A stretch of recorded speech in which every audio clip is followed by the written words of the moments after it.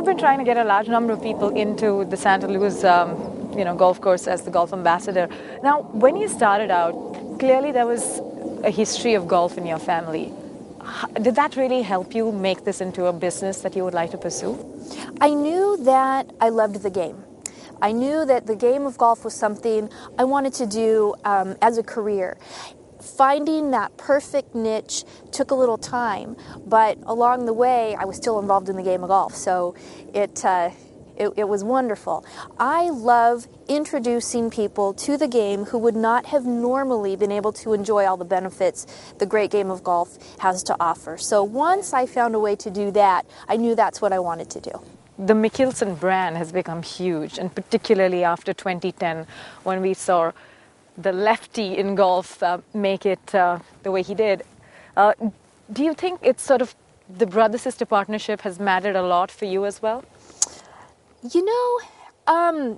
Personally, and I know we're talking business, but personally it's been wonderful to enjoy the game of golf together as a family. That's always been something that we've enjoyed. Having two brothers, I could call them and say, let's go to lunch tomorrow, and I won't get a phone call back. Okay. But if I said, you want to go play golf? Of course. And that's 4.5 hours I get to spend with my brothers. Which is at least twice as much as you would at a lunch table. Exactly, yeah. exactly. Yeah. And more conversations happen that wouldn't happen over a lunch. That's true. So it's been really wonderful. As far as the branding goes, we're so different. He plays golf for a living, and I like to teach the game and bring people into the game for a living. So it's very different. And then my other brother is the golf coach at Arizona State University, so he has yet a different aspect that he brings to the game as well. So who took the leap first when you guys were growing up?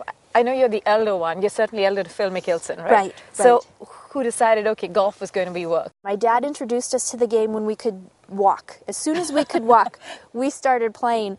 And I think we all realized that we had a love and a passion for the game, and we wanted to implement that into everything we did. All three of us just got lucky enough to be able to stay in the industry.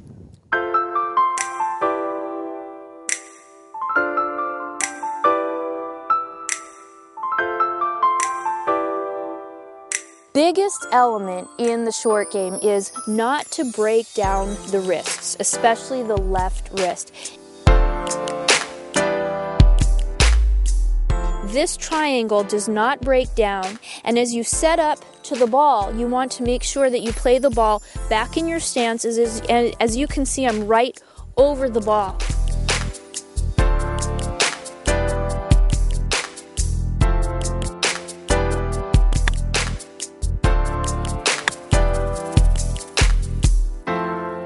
When you host events with corporates, something that you've been doing lately, what do you try and mix? Is it networking with the game that you try and focus on a little more? Or is it really about the attitude towards the game? What do you train CEOs when you are in the trainer mode? First and foremost, it's to have fun. When you have a corporate outing and you are there with coworkers and subordinates and bosses, you want the mood to be light, enjoyable, fun, and so you simplify the game a little bit more so that you can enjoy the game with each other. Having said that, I like to get a little more, I don't want to say technical, but I want them to walk away with something. I want them to walk away from that corporate outing thinking, I learned something about the game of golf. I can't wait to go practice this. Yeah. I can't wait to go play with my friends and colleagues.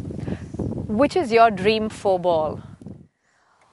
That's a great question. I can honestly say there's nobody I would rather play with than my dad and my two brothers. Maybe because our lives are so busy and we don't get to see each other as much as we would like, even though we live in the same city. Or because everyone plays very competitively anyway. Right, right. And so just to be able to go out with the four of us, it is very special time. So, and it's the one place we can go and just be and not have distractions. Sure. So it's a wonderful time. I know it's an unfair question, and because we are here at the Santa Luz, but given that that's probably one of your favorite courses, Yes. which is the other most favorite course of Tina Mickelson? I played Castle Pines one time in Colorado, and I think because it held some sentimentality with my brother winning there, I just really enjoyed that course. I think the feeling of being out in the middle of nowhere, we were in the woods, which is something we don't get here in San Diego so much. Castle Pines was a very memorable golf course. If there was one thing that you would like to take the game out of America, for example, because people are saying now it's not necessarily growing here, it's matured, it's plateaued in America, it's still the biggest market, but it's probably India, China, the rest of Asia that's going to pick up and get attached to the game. Do you anticipate that as somebody who can see the trends in the business? The one trend that I see, and I don't know that we've necessarily plateaued, is women in golf. Uh-huh. The women's golf in America is really booming, just like in India. And I think women are starting to really understand the benefits of the game of golf and realizing it's not about just spending 4 hours out on the golf course. It's about spending time with friends and cultivating relationships with friends and family. And so they're putting a different emphasis on the game than they had before.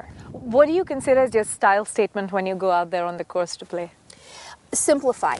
Golf is not rocket science. The golf swing doesn't have to be technical and difficult. You don't have to think of 10 different things. Simplify and allow gravity to do the work in your golf swing. You'll have less to think about, your tempo will be better, and you'll have a lot more fun. So you're also a brand ambassador for Callaway.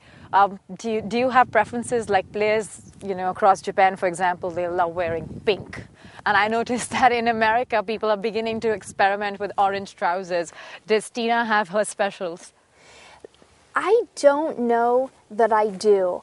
As long as I have a comfortable shirt, pants, I'm warm enough, and my pockets are big enough to carry all my tees, I'm good. You're good. Okay. Thank you very much. I really appreciate your time. Thank you so much.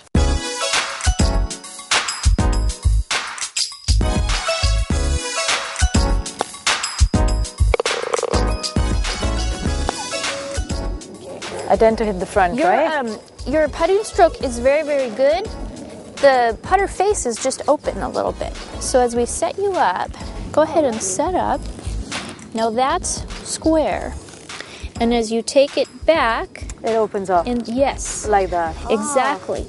I'm going to show you what it's like to keep it square, and then I'll have you do it. It's going to go back and through. See how it tries to open a little bit? Yeah. Oh, that was great. That was great. See how much straighter that went? Cool. When we bring our tour here, it'll kind of encourage a lot of women to start playing and hopefully come up with another Sharmila. To take a ball and drop it, and wherever it lies, play it from there. So you'll get to have some good lies, some bad lies, some balls in a divot.